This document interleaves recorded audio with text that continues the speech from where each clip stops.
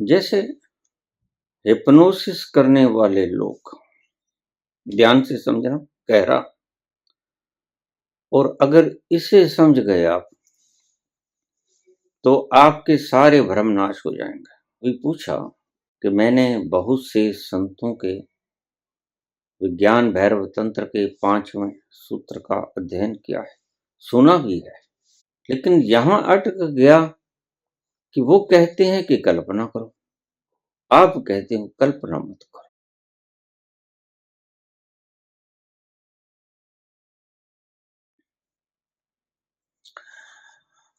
आनंद मूर्ति भगवान, आपके आज के प्रवचन से बड़ा आनंद आया। विज्ञान भैरव तंत्र का यह फार्मूला अति सुंदर है। आपने सभी कुछ बतला दिया, खतरे और सावधानियां और पुरस्कार सभी समझ में आया। एक बात समझ में नहीं आई। मैंने विज्ञान भैरव तंत्र की व्याख्याओं को बहुत से संतों के मुखारबिंद से सुना, शास्त्रों से पढ़ा है। बड़ा भेद जो मेरे मन में खटक रहा है वह है कल्पना, कल्पना और संकल्प। संत जन कहते हैं कि कल्पना करो और आप कहते हैं कल्पना न करो। यहां उलझ गया। आप कहते हैं संकल्प, तो कृपया समझाइए ताकि हमारी ये गांठ भी खुल जाए। कल्पना और संकल्प में क्या फर्क है? प्रश्न बहुत गहरा है।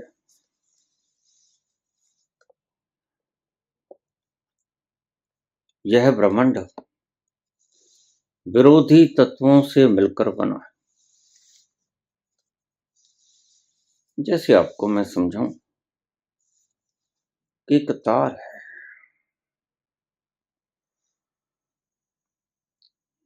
यह क्या है? यह धागा, इसका ये तरफ दक्षिण की तरफ और इसका ये तरफ उत्तर की तरफ है। ये दक्षिण मुखी है, यह उत्तर मुखी है। आप कहेंगे यह दक्षिण मुखी है, यह उत्तर मुखी है। जिसने दक्षिण का मुख देख लिया वो कहेगा ये दक्षिण मुखी है, उत्तर का देख लिया वो कहेगा उत्तर मुखी है। लेकिन संत कहेगा ये द्वंद्वों के बीच में जुड़ा हुआ एक धागा है, न तो दक्षिण मुखी है न उत्तर मुखी है, ये एक धागा है, धागा है। बस संसार ऐसा ही है। यूनिवर्स विरोधी तत्वों से मिलकर बना है, इसलिए शब्दों से समझाया नहीं जा सकता, इशारों से समझाया जा सकता है। अभी ये जो इशारा मैंने किया, प्रश्न बड़ा सुंदर है। कल्पना और संकल्प के भीतर भेद क्या है? जैसे हिप्नोसिस करने वाले लोग, ध्यान से समझना, गहरा। और अगर इसे समझ गए आप तो आपके सारे भ्रम नाश हो जाएंगे।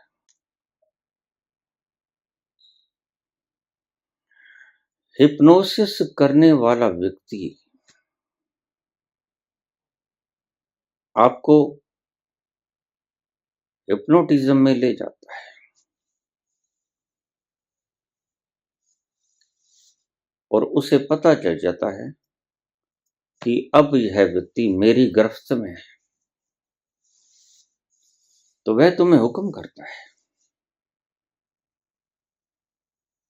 कि देखो मैं तुम्हारे हाथ पर एक जलता हुआ अंगारा रखूंगा और तुम देखना तुम्हारा हाथ जल जाएगा और वह तुम्हारे हाथ पर एक अनजला कोयला रख देता है, जो जला नहीं होता, जिसको आग नहीं लगी होती, कच्चा कोयला होता है, वह तुम्हारे हाथ पे रख देता है, ये कच्चा कोयला। और वह तुम्हें सुझाव देता है कि यह जलता हुआ कोयला मैं आपके हाथ में रखूंगा और आपका हाथ जल जाए। वह जलता हुआ कोयला आपके हाथ पे रख देता है और आप झिटक देते हो हाथ को, क्योंकि आपके मन ने स्वीकार कर लिया कि यह कोयला जलता हुआ है, आग लगी है। आप उस कोयले को, जो जलता हुआ है नहीं, जो कच्चा कोयला है लकड़ी का, झटक देते हो, यहां तक तो ठीक, लेकिन आश्चर्यचकित परिणाम ये है कि आपका हाथ जल जाता है, फफोला हो जाता है। अब ये कहोगे आप कि ये तो करामात हो गई। नहीं, कहीं कोई करामात नहीं। व्यक्ति जो संकल्पवान है वह कम संकल्पवान व्यक्ति को अपने वश में ले लेगा, उसे प्रभावित कर लेगा और फिर वो जैसा कहेगा आप उसके अधीन हो जाओगे। ये हिप्नोटिज्म की एक कला है। आपके हाथ पे फफोला हो गया, बिल्कुल वैसा ही जल जाता है, फफोला हो जाता है, उसमें मवाद पड़ जाती है, पानी पड़ जाता है उसमें। देखने वाले को लगता है कि आपका हाथ आग के अंदर चला गया है। क्या हुआ? कोयला भी जलता नहीं था, कच्चा था, लकड़ी का था, लेकिन जल कैसा गया? या कच्चे कोयले से हाथ जल कैसे गया? इसे ही हिप्नोसिस कहते हैं। और आज सारी आध्यात्मिक शैली इसी हिप्नोसिस के आसपास आकर खड़ी हो गई। हिप्नोसिस ही अध्यात्म है, ये आपको समझाया गया है। यहीं आप चूक खा गए।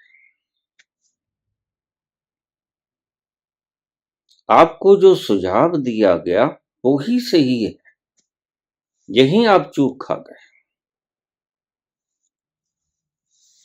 आपको समझाया गया कि क्षीर सागर में विष्णु नागशैया पे विराजमान है।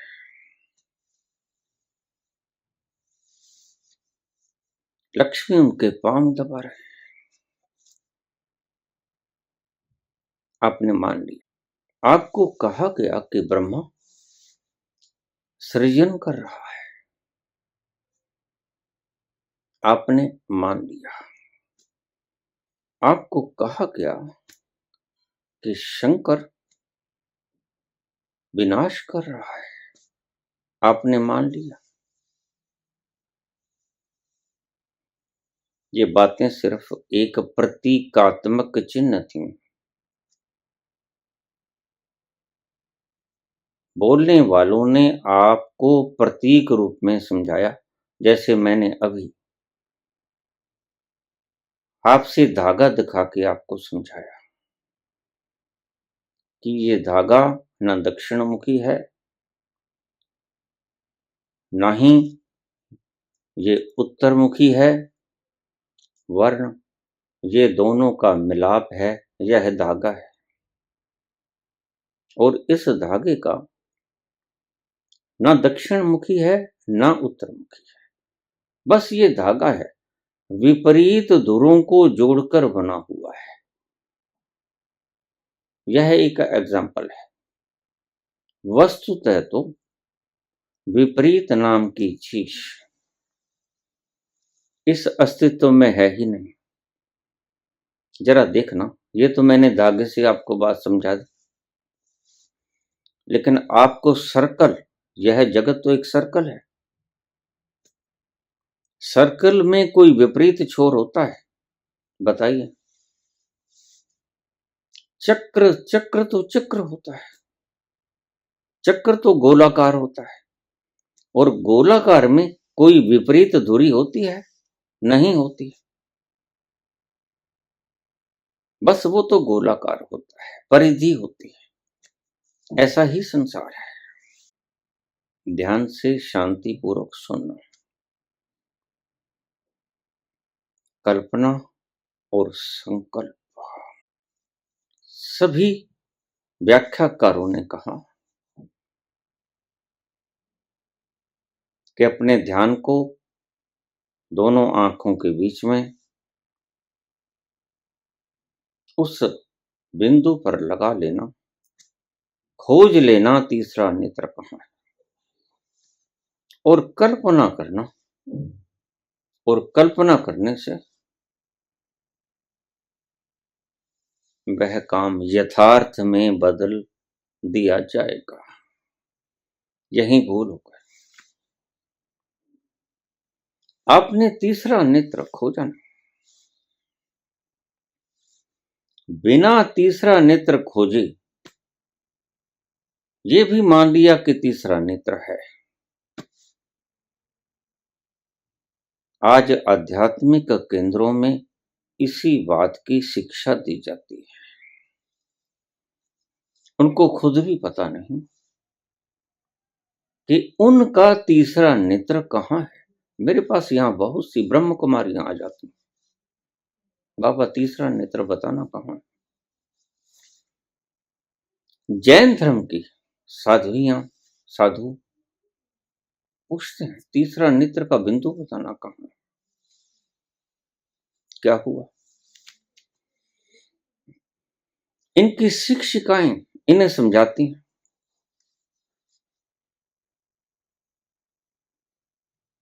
कि दोनों आंखों के बीच में बिंदु के ऊपर ध्यान लगाओ, कॉन्सेंट्रेट करो, और युगों बीत जाते हैं, होता कुछ नहीं। क्यों कुछ नहीं हुआ? क्योंकि वह केंद्र बिंदु खोजा नहीं गया जहां तीसरा नेत्र विद्यमान है। पहली बात तो यह है। दूसरी बात, अगर आपने वो केंद्र बिंदु खोज भी लिया तो आगे का एक स्टेप और है जो मैंने समझाया। यह तीसरी आंख भूखी है।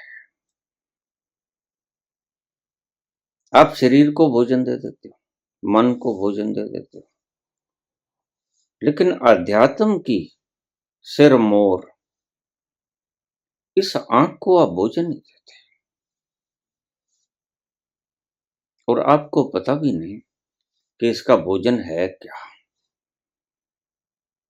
आप इसी को भोजन समझते हो कि इसके ऊपर बस कंसंट्रेट कर लिया जाए, ध्यान लगाया जाए, तो यह इसका भोजन हो गया। गलत है। इसका भोजन कंसंट्रेशन नहीं। अब यहां बड़ा फर्क आएगा। मैं शुरू से ही कहता रहा हूं कि लिपियां सत्य के अंदर व्याख्यायित की जा नहीं सकती। अब आपकी ये बीके की प्रवचन कर्त्रियां कहती हैं जहां ध्यान लगाओ, लगाओ, क्या होगा? कुछ नहीं होगा। तीसरे नेत्र को भोजन देना पड़ेगा, और आपको पता नहीं कि उसका भोजन संकल्प है। एकाग्रता उसका भोजन है नहीं। आप ध्यान लगाए जाओगे, थक जाओगे,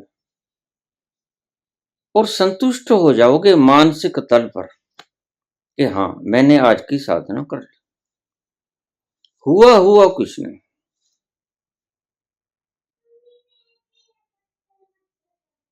आपको संकल्प की शक्ति इसे पिलानी पड़ेगी, और अगर आपके भीतर संकल्प नहीं जन्मा है तो फिर गुरु की शरण लेनी पड़ेगी। गुरु शक्तिपात करेगा और गुरु आपकी भूखी आंख को तृप्त कर देगा। एक बार की, दो बार की, चार बार की, गुरु आपके ऊपर शक्तिपात करेगा। वह संकल्प की शक्ति है। उस संकल्प की शक्ति से आपके तीसरे नेत्र की भूख मर जाएगी, वह तृप्त हो जाएगा। और जैसे ही तीसरा नेत्र तृप्त हुआ, वैसे ही आप अपने भीतर जाने में समर्थ हो गए। यह था पूरा विज्ञान, लेकिन आप रुक गए महज कल्पना में। मैं कहता हूं imagination can never be transferred into reality, cannot be converted into reality. Imagination cannot be converted into reality. इस शब्द को आप हृदय की गहराइयों में लिख लेना।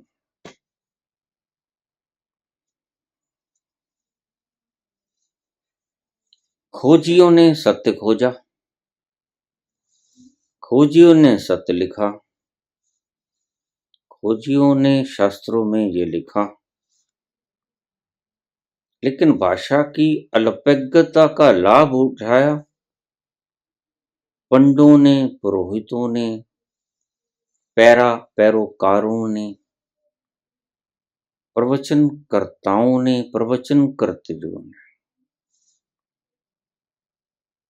इनका कोई मतलब अध्यात्म को फैलाना नहीं था। इनका मतलब एकमात्र अपने संस्थान को फैलाना था। संस्थान को बढ़ाना है। एक जुनून भीतर छा गया और उस जुनून के अंतर्गत सारे देशों में अपने विद्यालय खोलने हैं। बस इस जुनून में वो लग गए। बुनियादी चीज ना उन्होंने खोजी, ना उन्होंने समझी। इस मूढ़ता के अंतर्गत सारे संसार में उन्होंने अपने आध्यात्मिक केंद्र खोल लिया। हुआ क्या? कुछ नहीं हुआ। जीरो थे, जीरो रह गए। नई नई खोजें की गई, लेकिन बौद्धिक स्तर पे। और ध्यान रखना, मैं बहुत बार बोलता हूं, बौद्धिक स्तर, आध्यात्मिक स्तर नहीं। बुद्धि बड़े काम की चीज है, लेकिन संसार के लिए। एल्बर्ट आइंस्टीन बुद्धि के तल पर बड़ी खोजें करते हैं। ये साइंटिस्ट, विज्ञान बड़ी खोज करता है बुद्धि के तल पर, बुद्धि के कारण। यह एक यंत्र था जिससे काम लेना था हमने संसार में, और हमने काम लेना शुरू कर दिया अध्यात्म में। यहीं चूक खा गए। वही फार्मूला जो संसार के लिए था, वो इन लोगों ने अपने खुद के लोभ के कारण या अन्य अन्य प्रवृत्तियों के कारण आपको बताया कि यही अध्यात्म है। बस प्रत्येक व्यक्ति ने इस बात का लाभ उठाया। प्रत्येक व्यक्ति ने आपको गुमराह किया, खुद भी गुमराह हुए। अंधा अंधों को गुमराह कर रहा है, तो अंधा ये नहीं देखता कि सबसे पहले तो मैं खुद ही गुमराह हूं। जब अंधे के पास आंखें ही नहीं है, वह भी तो गुमराह हुआ हुआ है जो सूरज की व्याख्या कर रहा है। तो अंधा पहले खुद गुमराह हुआ होता है, फिर अंधों को गुमराह करता है। कौन जानता है, सभी अंधे हैं, जैसे चाहे इनको मूर्ख बना लो। बस जो थोड़ा सा दुष्ट अंधा होता है, वह दूसरों को अपने वश में करने के लिए ऐसे ऐसे प्रयासों को बताने की चेष्टा करता है। आपके सभी आध्यात्मिक केंद्र और आपके सभी आध्यात्मिक संस्थान, डेरे, मंदिर, मस्जिद, गुरुद्वारे कल्पनाओं को फैलाने के ढंग थे। चर्च का पादरी हो या पंडा पुरोहित हो या काजी हो, सभी से आप पाओगे सभी के पास यही शुरलू है, जिसे हम कहते हैं कल्पना। कल्पना का ही जाल बिछा दिया इन लोगों ने। कल्पना को ही अध्यात्म समझ लिया इन लोगों ने। संतों ने ऐसा नहीं कहा था। संतों के शब्दों का अनर्थ कर लिया गया, तो संत क्या करें? तो अभी पूछा कि मैंने बहुत से संतों के विज्ञान भैरव तंत्र के 5वें सूत्र का अध्ययन किया है, सुना भी है, लेकिन यहां अटक गया कि वो कहते हैं कि कल्पना करो, आप कहते हो कल्पना मत करो। अगर सत्य में जाना है तो कल्पना को छोड़ना होगा। कल्पना एक मान्यता है, संकल्प एक स्वभाव है। इसे ध्यान से समझना। संकल्प आप हैं, आपका स्वभाव है संकल्प, आपका स्वभाव है आनंद, आपका स्वभाव है शांति, आपका स्वभाव है चेतन। कल्पना में ना तो चेतनता है, ना आनंद है, ना सत्य है। कल्पना में सिर्फ सुख है। इसे समझना। जैसे आप सुबह स्वप्न देखते हैं, बड़ा प्यारा स्वप्न है, किसी बाग बगीचे में अपनी प्रेयसी या प्रेमी के पास बैठे बातें कर रहे हैं, बड़े प्यार से निहार रहे हो, बतिया रहे हो, सुंदर वातावरण है, हर तरफ हरियाली ही हरियाली, सुगंध ही सुगंध।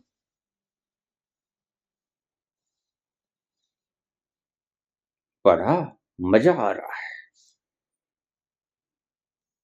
बड़ी सुखद स्थिति में हो, अचानक आंख खुल जाती है। कहाँ गया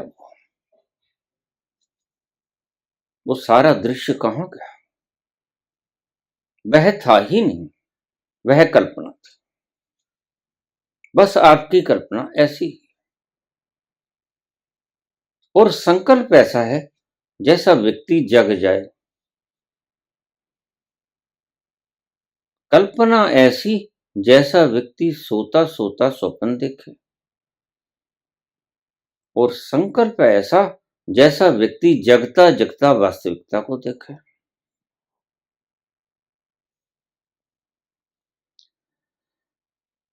ये जो धर्म आपको सिखाते हैं, ये कूड़ा सिखाते हैं। जो भी बदलाव होता है वह आपके मानसिक स्तर पर होता है। जैसे हिप्नोसिस करने वाले व्यक्ति ने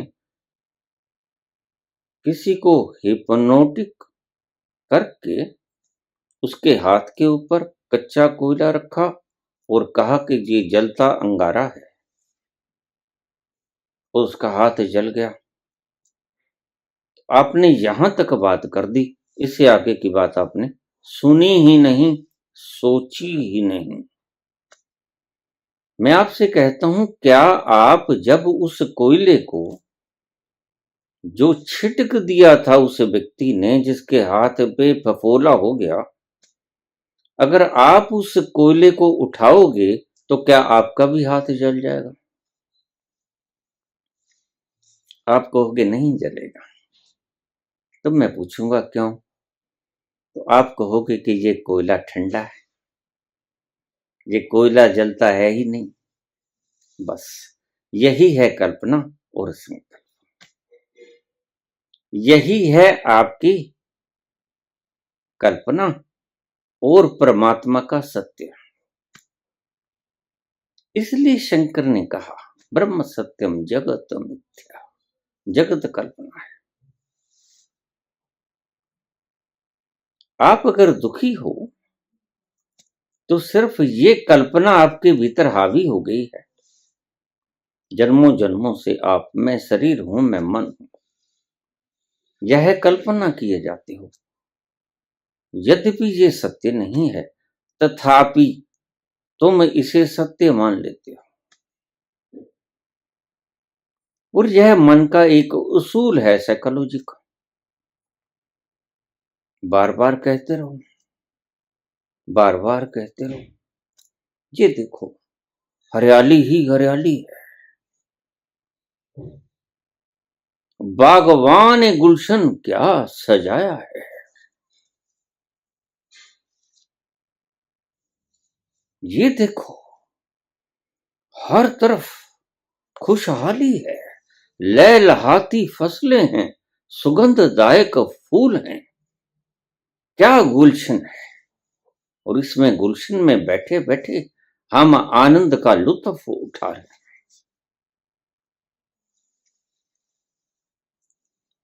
और चारों तरफ से समझाने वाले आपको समझा रहे हैं।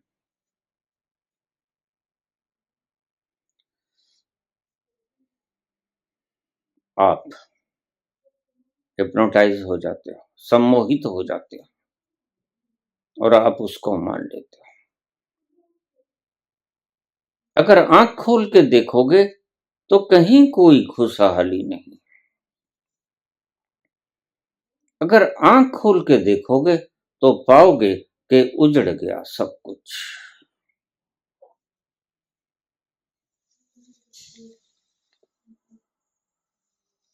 कारवां गुजर गया, गुबार देखते रहे। कारवां गुजर गया, गुबार देखते रहे।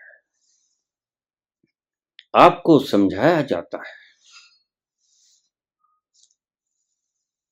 ये शंकर है, ये भैरव है, ये दुर्गा है, ये काली है। यह उल्लू के ऊपर बैठी हुई लक्ष्मी, यह क्षीर सागर में शेष शैया के ऊपर लेटे हुए विष्णु भगवान, यह सृजन करने वाले ब्रह्मा है। यह शेर की सवारी किए किए जगन मात्री दुर्गा है। और वर्षों से यह बतलाया गया है। और आपका अचेतन इकट्ठे करते करते करते करते एक जन्म से दूसरे हजारों जन्मों में आपने गहरे संस्कार बना लिए कि हाँ, मैं शरीर हूं। ये रिपीटिशन बार बार किया, मैं मन हूं। ये रिपीटिशन बार बार किया। ये शेर की सवारी लिए दुर्गा है और जगन्मात्री है, और आप सम्मोहित हो गए। ये सारा जगत आज सम्मोहन के दुष्ट चक्र में उलझा हुआ है। कोई एक विरला इस सम्मोहन के जाल को तोड़कर बाहर आ जाता है, वह साहसी है, वह हौसलेवान है, वह तोड़ के इस चक्र को बाहर आ जाता है। कोई एक साहसी।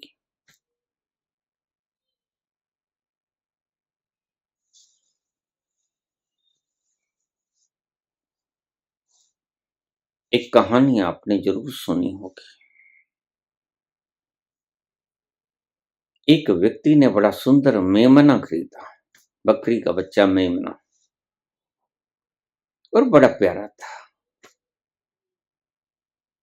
ताजा ताजा कोमल कोमल त्वचा उसकी, लवा लवा सा, प्यारा प्यारा। बच्चे सदा ही प्यारे होते हैं। तो बकरी के उस बच्चे को खरीद लिया और किसी व्यापार के लिए नहीं खरीदा, शौकीन था, मांस खाने का शौकीन था। तो उसने बच्चा खरीद लिया कि इसको मारेंगे और इसका मांस भक्षण करेंगे। तो उसने टोकरी के भीतर वो बच्चा रखा जो मेमना था। वह व्यक्ति और भी खड़े थे, वो भी उसको खरीदना चाहते थे, लेकिन उस व्यक्ति ने दाम ज्यादा देकर वो खरीद लिया। खरीदना वो दूसरा चाहते थे। दूसरे जो व्यक्ति थे उन्होंने कहा ये तो काम खराब हो गया,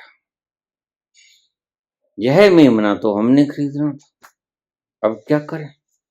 तो एक व्यक्ति कोई राजनीतिज्ञ होगा, वो कहने लगा तुम ऐसा करो।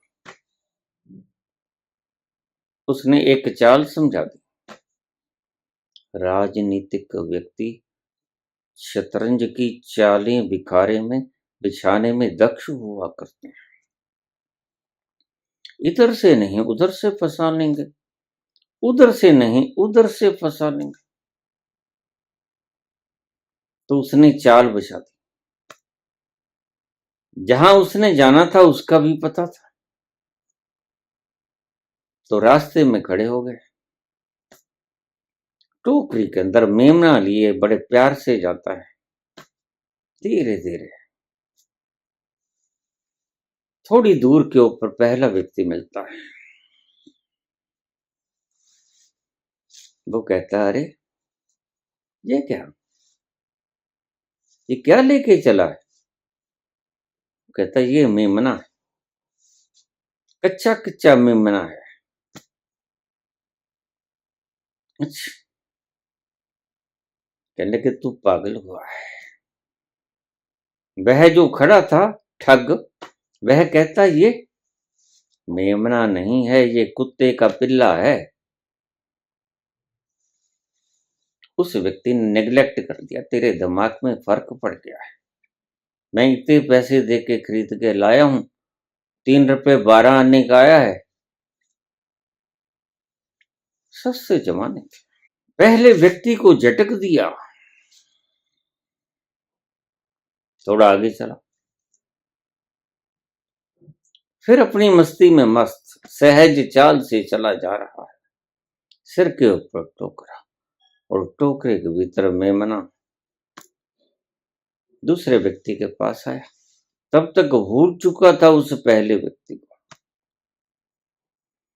दूसरे व्यक्ति ने कहा अरे ये क्या खरीद के लाया।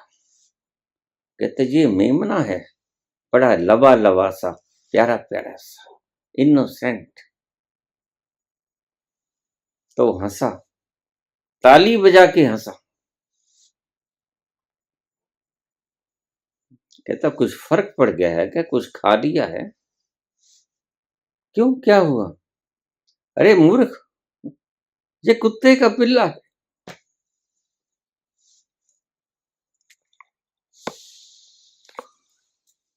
इस बार वो इतनी सहजता से निग्लेक्ट ना कर पाया।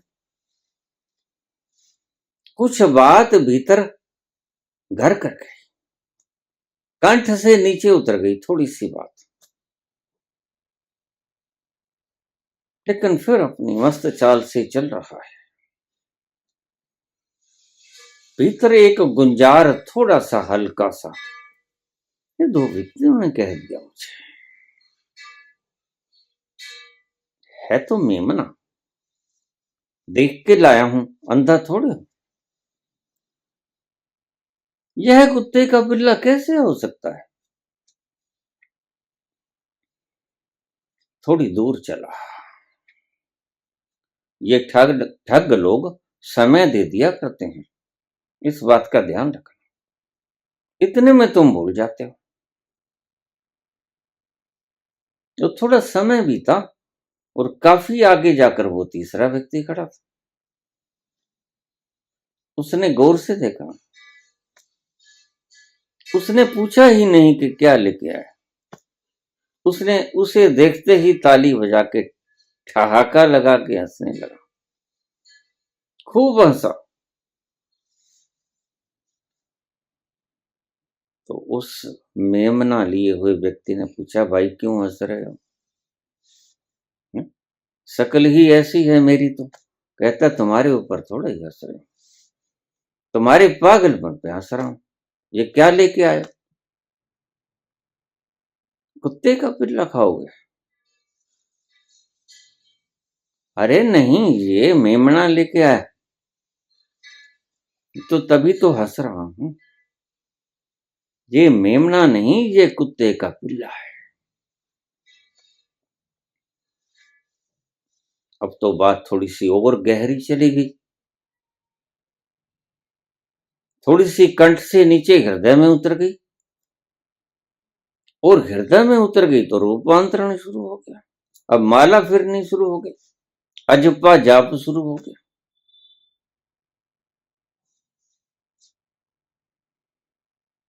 अब उससे आगे थोड़ा वक्त मिला, वो जाप चल रहा है भीतर, और वह व्यक्ति आगे चला। एक और ठग खड़ा था। बस ये पंडों, पुरोहितों और राजनीतिज्ञों, आपको मूर्ख बनाने वालों की बड़ी लंबी कतार होती है, दूर दूर तक फैलाव होता है।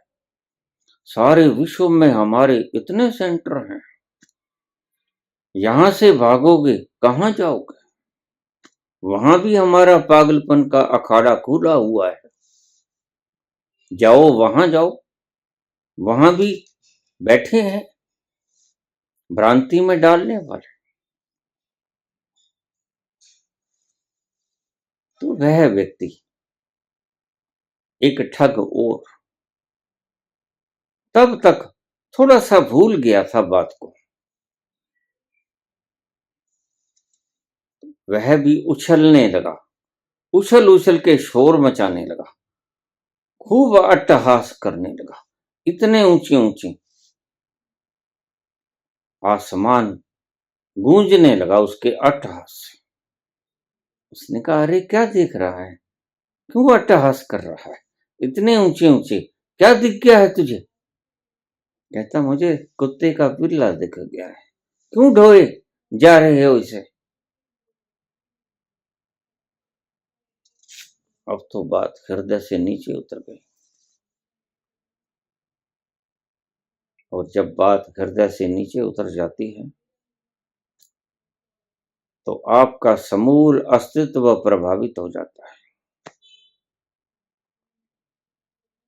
लेकिन आपका समूल अस्तित्व प्रभावित हो जाता है, इसका अर्थ ये नहीं कि मेमना कुत्ते का पिल्ला बन जाता है। ये बात समझ लेना, बस यहीं आप मार खाए हो।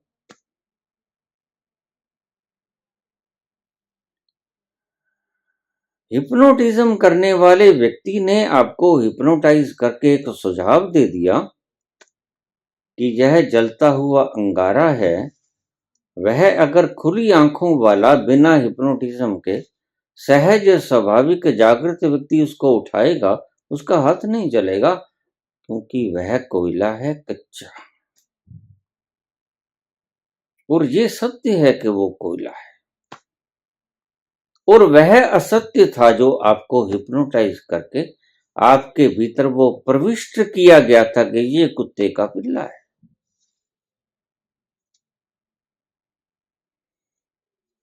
अब तो बात हृदय के भीतर उतर गई, गहरी। और जब गहरी उतर जाती है बात, तो आप कांपने लगते हो। भला ख्याल करना, बहुत से वक्त पे आपको मौत ने डराया होगा, आप सूखे पत्ते की तरह कंपे हो। तो क्या सामने आपने मौत को देख लिया था? नहीं देखा था, आपके मन ने ही आपको डराया था। मौत बहुत कुछ नहीं थी सामने। मुझे रोज आ जाते हैं मैसेजेस, फोन, बाबा शरीर कंप रहा है सूखे पत्ते की तरह। मैंने कहा मैं जिम्मेवार हूं, तुम इसे कंपने दो।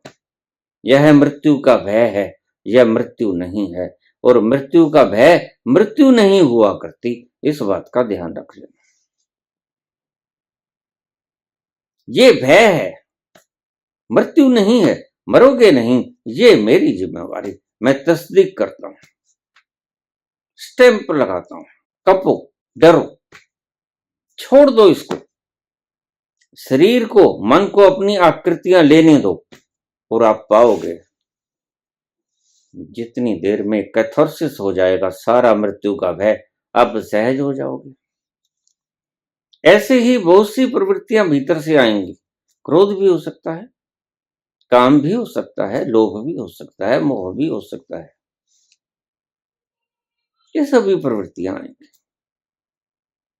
लेकिन अगर आप अछूते बने रहे, निर्लिप्त बने रहे, उससे दूरी बनाकर बने रहे, तो आप पाओगे थोड़ी सी देर में ये निष्कासित हो गई वातावरण में, और आप सहज हो जाओगे। कहाँ गई मृत्यु? मृत्यु थी नहीं, मृत्यु का भय था। कहाँ गई काम वासना? काम वासना थी नहीं, एक ऊर्जा का प्रवाह था। कहाँ गया क्रोध? क्रोध था नहीं, ऊर्जा का प्रवाह था।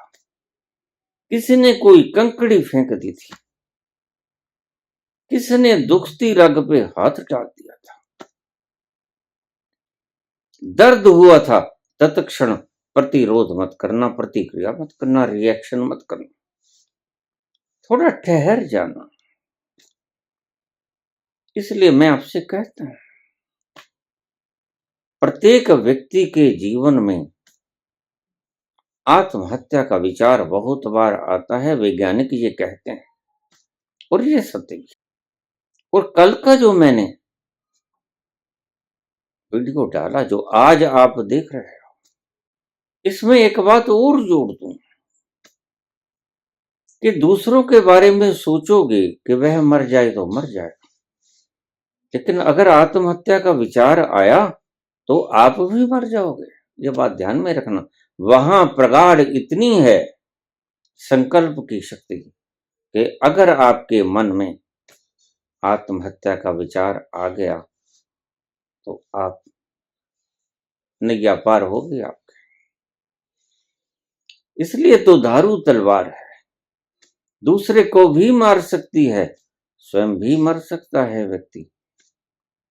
चरित्र को निर्माण करना साधना इसलिए आवश्यक कहा गया महावीर, पतंजलि और सभी सिद्ध मुनियों के द्वारा।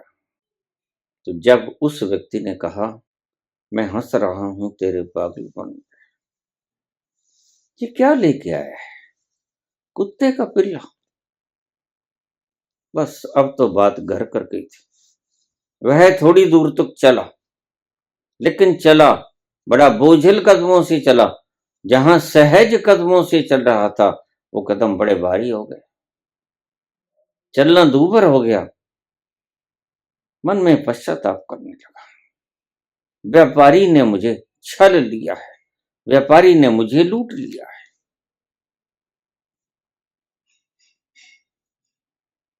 और उसने इधर उधर देखा, कोई व्यक्ति नहीं था। वह टोकरा मारा चला के और भाग गया।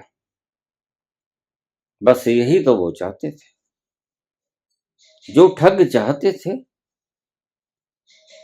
वह इस व्यक्ति ने कर दिया।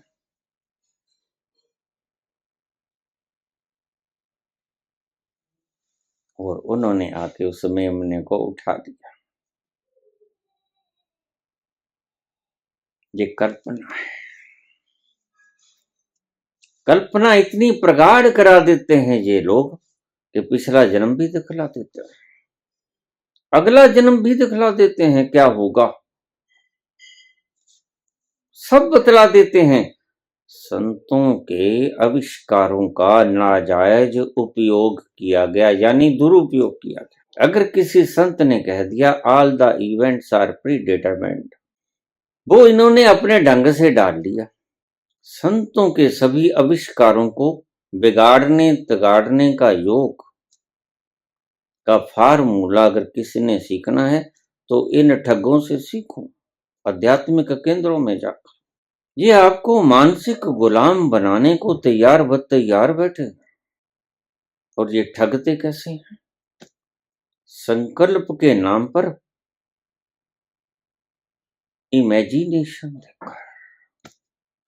मेरे पास बहुत से पागल व्यक्ति, धार्मिक पागल आ जाते हैं,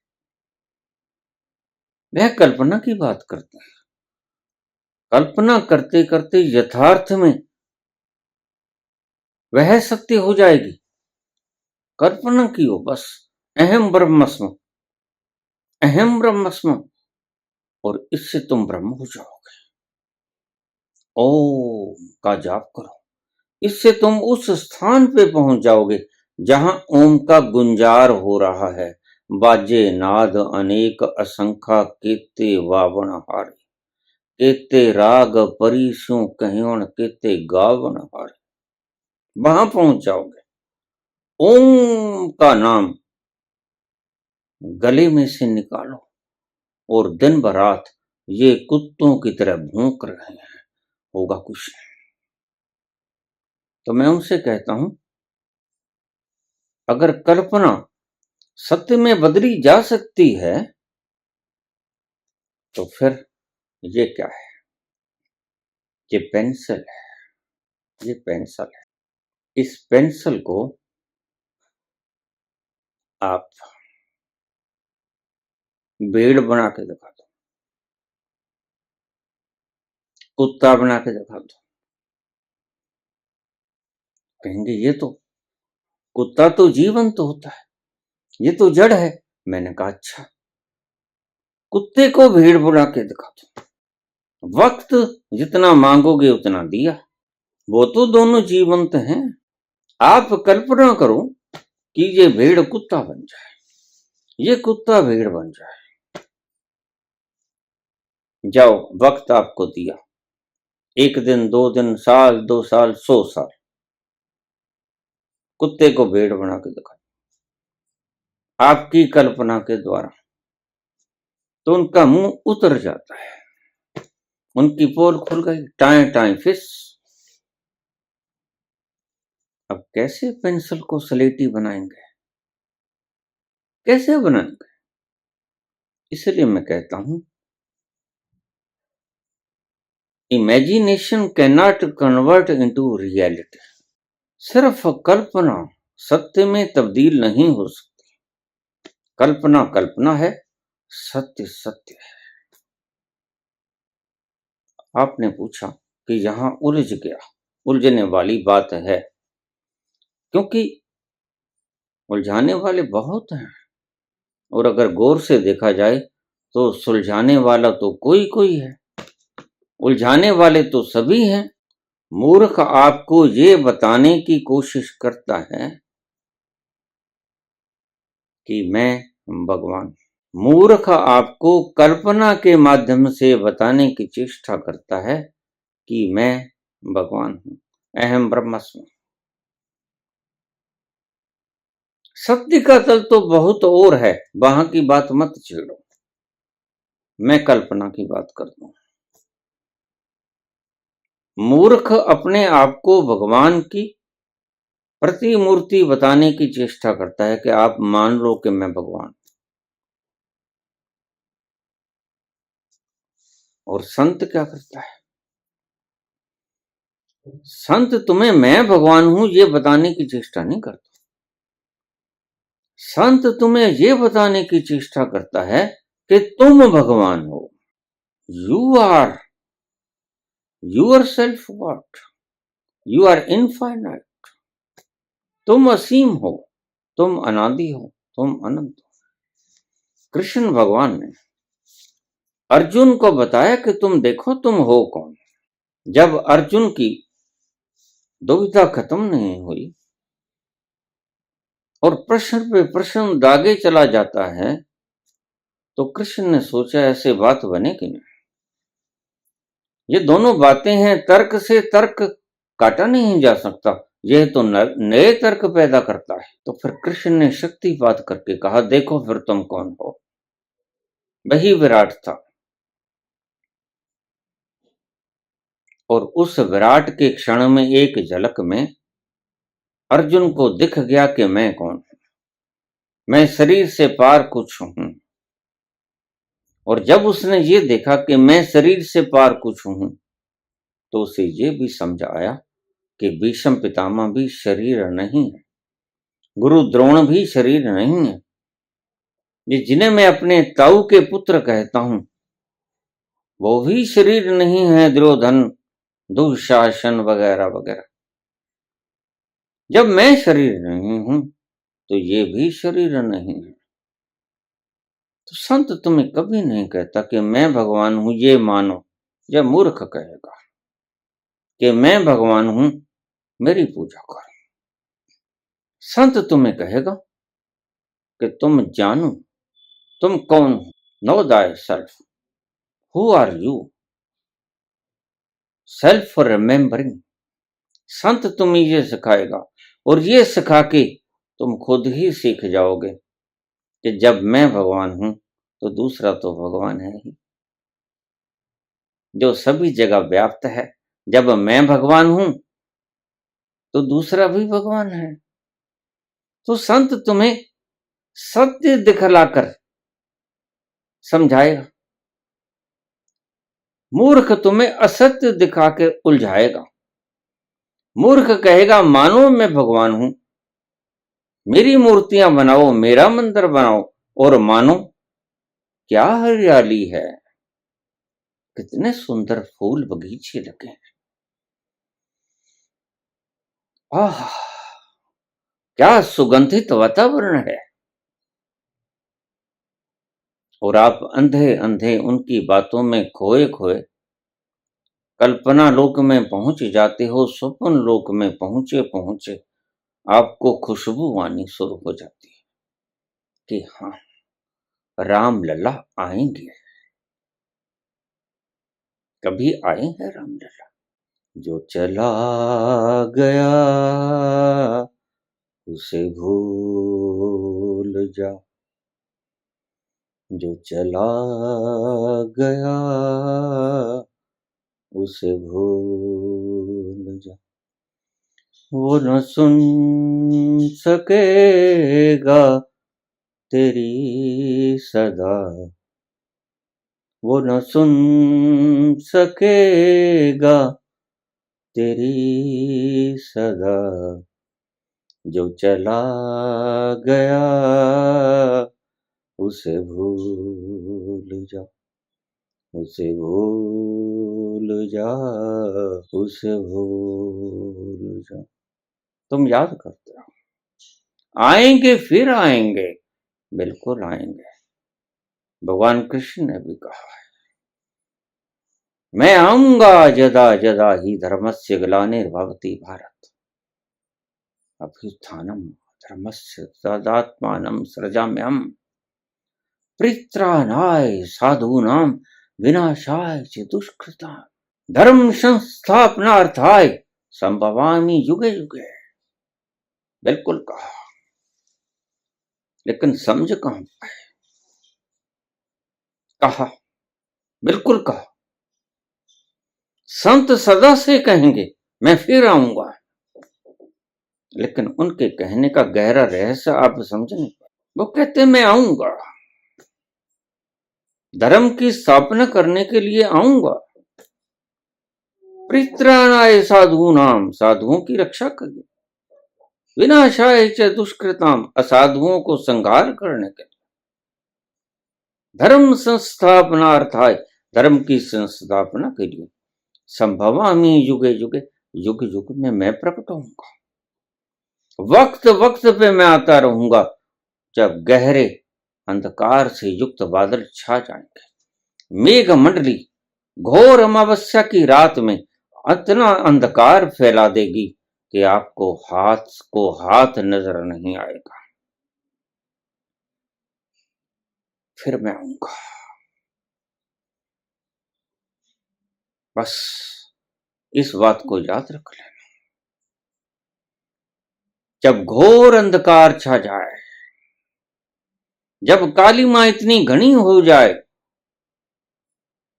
और मेघ बरसने को तैयार व तैयार हो, चारों तरफ दुखों का समुद्र तूफान चल रहा हो, हर तरफ डरावना माहौल हो, निर्जन वन में आप अकेले खड़े हो और आपको बचाने वाला कोई ना हो, तो भगवान कहते हैं परित्राणाय साधूनाम, विनाशाय च दुष्कृताम, धर्म संस्थापनार्थाय संभवामि युगे युगे, मैं वक्त वक्त पे आता रहूंगा और आप तब से इंतजार कर रहे हो, 5000 साल से ऊपर हो गए, आप आज भी इंतजार कर रहे हो, कृष्ण आएंगे, राम लला आएंगे, लेकिन आप पहचान नहीं पाओगे, बिल्कुल आएंगे, पहचान पाओगे? तुम पहचान नहीं पाओगे, ये पक्का है। मूर्ख सदा से उसी रूप में उसे देखने का प्रयास करता है। तो इस अर्थ में चारवाक बिल्कुल ठीक कहता था। चारवाक का ये शब्द परमात्मा के इस शब्द से बिल्कुल मिलता है, कृष्ण के इन शब्दों से मेल खाता है, समानार्थी। क्या? भस्मभूतस्य देहस्य पुनरागमनम कुतः, जो देह एक बार समाप्त हो गया वह फिर से कभी किसी ने आते देखा, वह फिर से कभी लौटा है। इसलिए ऋणम कृत्वा घृतम पीबेत यदा जीवेत सुखी जीवेत।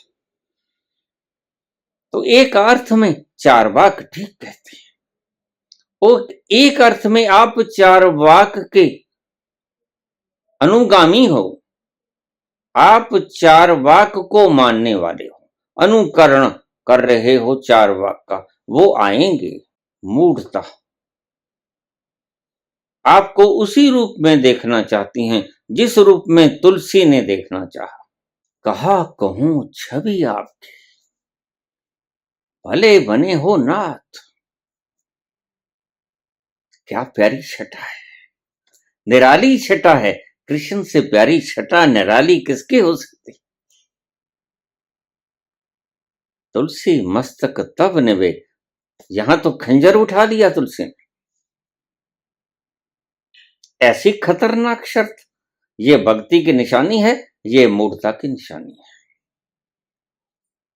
इसलिए मैं कहता हूं तुलसी कवि थे और मूढ़ थे, अज्ञानी थे। तुम ये मत समझना कि मूढ़ व्यक्ति कविता नहीं कर सकता, अक्सर मूढ़ ही कविता किया करते हैं। ये जो अपने आप को महंगे से महंगे कवि प्रदर्शित करते हैं और राम के नाम पर ज्यादा से ज्यादा फीस वसूलते हैं और गौरवान्वित करते हैं खुद को, गर्व से कहते हैं कि गर्व की बात है, मैं सबसे महंगा कवि हूं, और राम का प्रचार करते हैं। भला गौर से समझना, ये बात गर्व की है या शर्म की है। मीरा नाची, उसने तुमसे कोई फीस ली? चैतन्य नाचे, कोई शिविर का आयोजन किया। नानक गांव गांव गए तुम्हारे घर चलकर, कोई आने जाने का टीए डीए मांगा।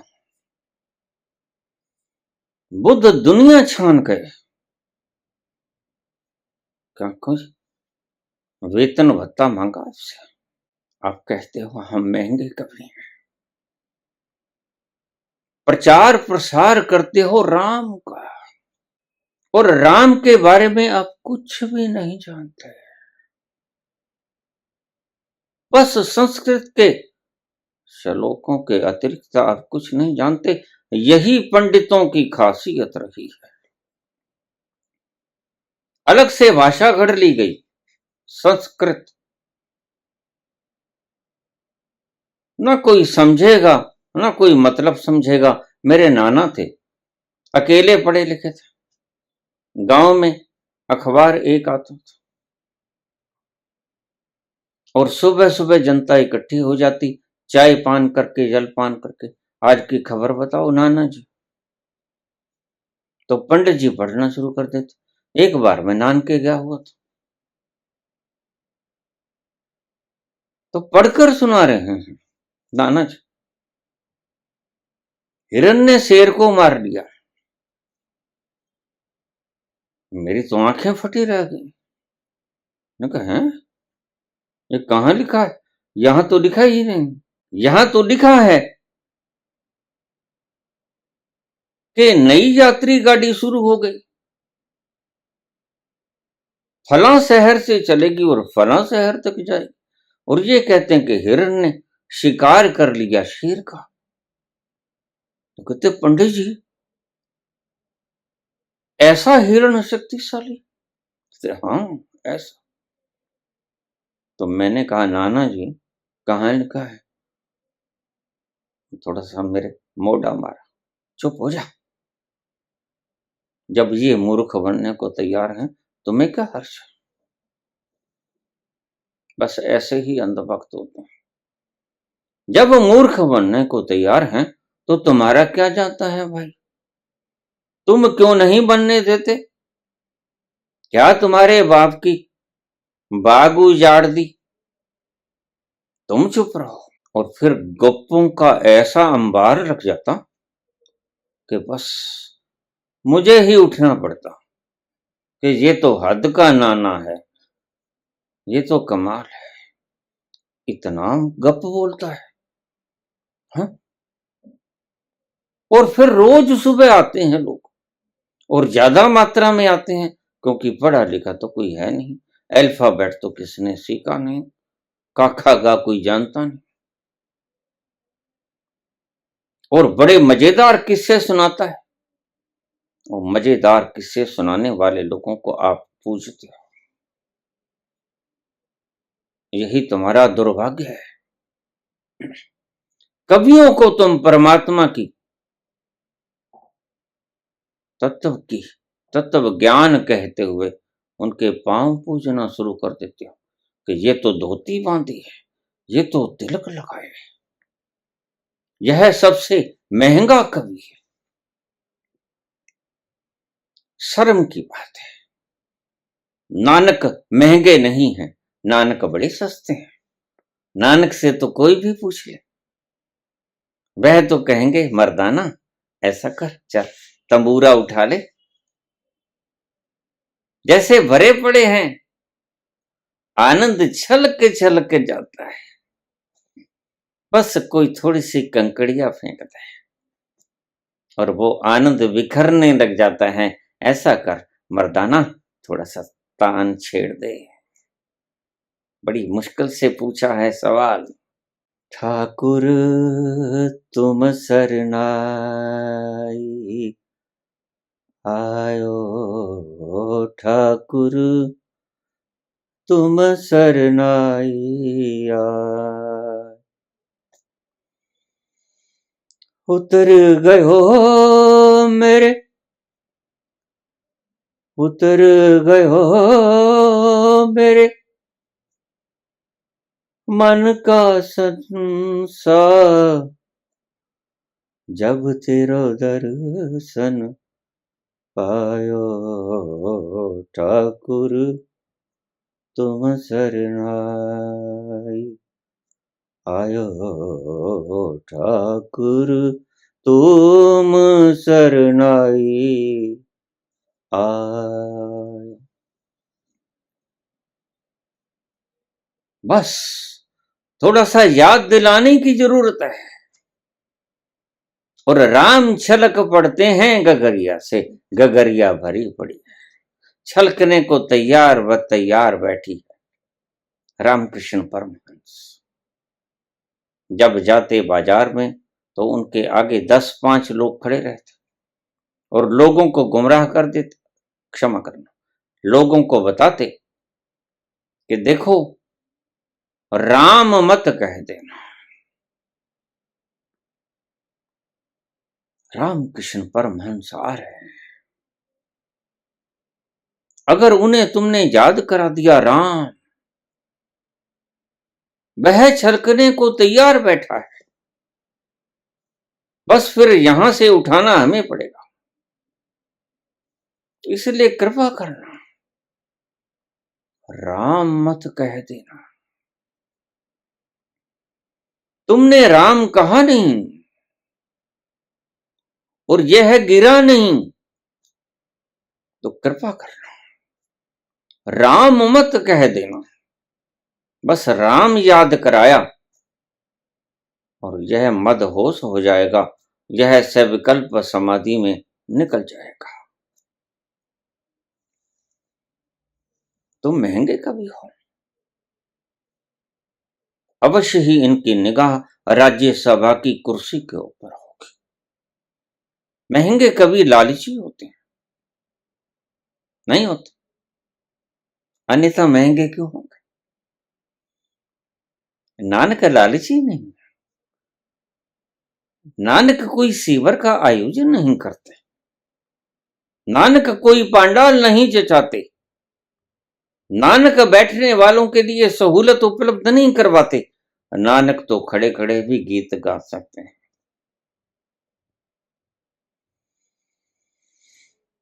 कह नानक गुरु बंधन काटे, कह नानक गुरु बंधन काटे, बंधन काट बिछुरत आन मिलायो, बिछुरत आन मिलायो, ठाकुर तुम शरणाई आयो, ठाकुर तुम शरणाई आयो।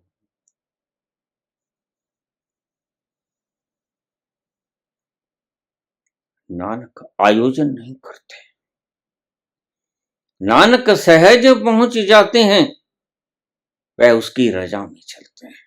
जहां तू ले जाए वहां चले जाएंगे।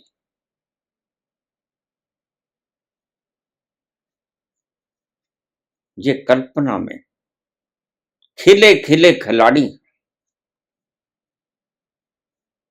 इनके लिए धन अभी धन है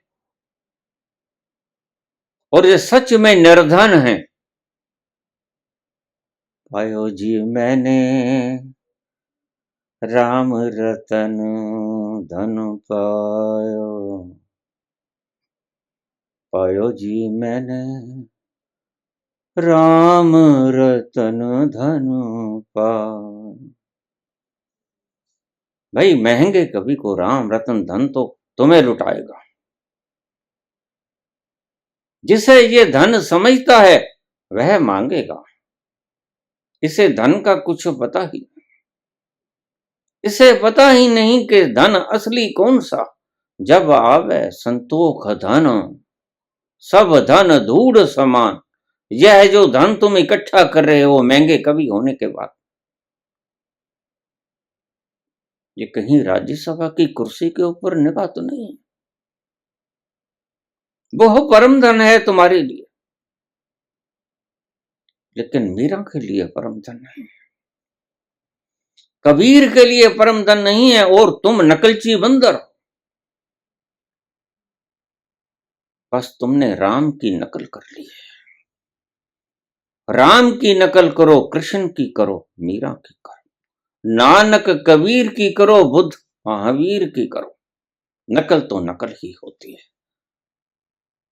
और कल्पना नकल है, कल्पना नकल है। और तुम्हारे धर्म स्थल नकल सिखाते हैं। जब मैं इन्हें कहता हूं कि इस भेड़ को कुत्ता बना दो, ये कहते ये तो नहीं हो सकता। तो फिर ये कैसे हो सकता है कि तुम भगवान हो जाओ? शिवोहम शिवोहम, ये तुम कैसे कह सकते हो? जब जाना नहीं, जब पहचाना नहीं, अनुभव में उतरा नहीं, भीतर अपने उतरे नहीं, भीतर कैसे जाना ये तुमने जाना नहीं, तो फिर तुम शिवोहन का उद्घोष कैसे कर सकते हो? दिल के बहलाने को गालिब से ख्याल अच्छा है, लोगों को मूर्ख बनाने के लिए ढंग अच्छा है। कल्पना और संकल्प में यही फर्क है। संकल्प तुम्हें, जिसकी बात मैंने कल की, संकल्प तुम्हें इधर संकल्प किया, उधर घटना घटी। और दूसरी कल्पना, कल्पना तो तुम लाख साल भी करते रहो, घटना नहीं घटेगी। यही फर्क है कल्पना और संकल्प में। कल्पना लाख साल करते रहो तुम, कभी भी भेड़ कुत्ता नहीं बनेगी, कभी भी कुत्ता भेड़ नहीं बनेगा। लेकिन उस तल पर जाकर, वहां पर मान्यता नहीं होती, वहां पर आपको कल्पना नहीं करनी होती, वहां पर संकल्प उपजता है। और जैसे ही संकल्प उतरा उस तल पर जाकर, इस बात को समझ लेना, आप खोपड़ी के तल पर बैठे बैठे संकल्प कर नहीं सकते, क्योंकि ये सटीक जगह नहीं है संकल्प करने की।